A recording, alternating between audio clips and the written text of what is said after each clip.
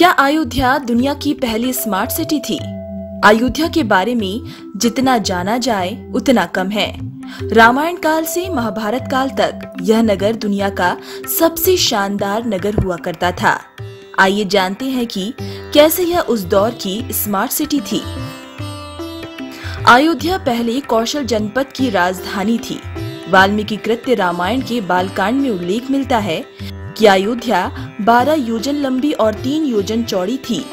वाल्मीकि रामायण में अयोध्या पुरी का वर्णन विस्तार से किया गया है। अर्थात सरयू नदी के तट पर संतुष्ट जनों से पूर्ण धन धान्य से भरा पूरा उत्तरोत्तर उन्नति को प्राप्त कौशल नामक एक बड़ा देश था। अर्थात इसी देश में मनुष्यों के आदि राजा प्रसिद्ध महाराज मनु की बसाई हुई तथा तीनों लोकों में विख्यात अयोध्या नामक एक नगरी थी। अर्थात नगर की लंबाई, चौड़ाई और सड़कों के बारे में महर्षि वाल्मीकि लिखते हैं, यह महापुरी 12 योजन चौड़ी थी। इस नगरी में सुंदर लंबी और चौड़ी सड़कें थी।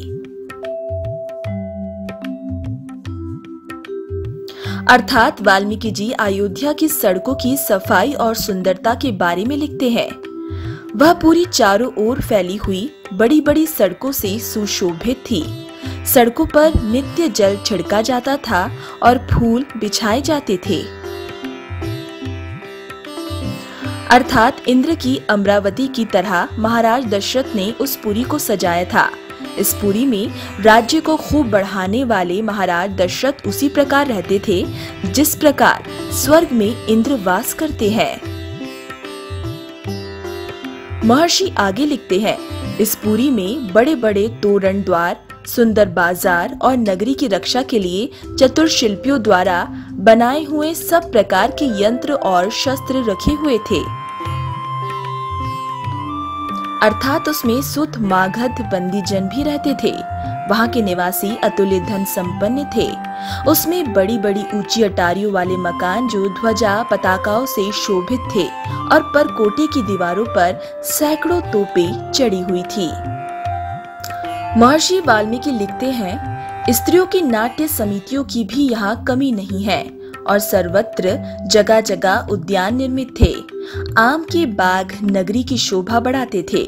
नगर के चारों ओर शाखों के लंबे लंबे वृक्ष लगे हुए ऐसे जान पड़ते थे मानो अयोध्या रूपिणी स्त्री करधनी पहने हो। यह नगरी दुर्गम किले और खाई से युक्त थी तथा उसे किसी प्रकार भी शत्रु जन अपने हाथ नहीं लगा सकते थे। हाथी, घोड़े, बैल, ऊंट, खच्चर सभी जगह जगह दिखाई पड़ते थे। विमान ग्रह जहाँ देखो वहाँ दिखाई पड़ते थे। उसमें चौरस भूमि पर बड़े मजबूत और सघन मकान अर्थात बड़ी सघन बस्ती थी। कुओं में गन्ने के रस जैसा मीठा जल भरा हुआ था। नगाड़े, मृदंग, वीणा, पनस आदि बाजों की ध्वनि से नगरी सदा प्रतिध्वनित हुआ करती थी। पृथ्वी तल पर तो इसकी टक्कर की दूसरी नगरी थी ही नहीं। उस उत्तम पुरी में गरीब यानी धनहीन तो कोई था ही नहीं, बल्कि कम धन वाला भी कोई न था। वहाँ जितने कुटुंब बसते थे उन सबके पास धन्य धान्य, गाय, बैल और घोड़े थे।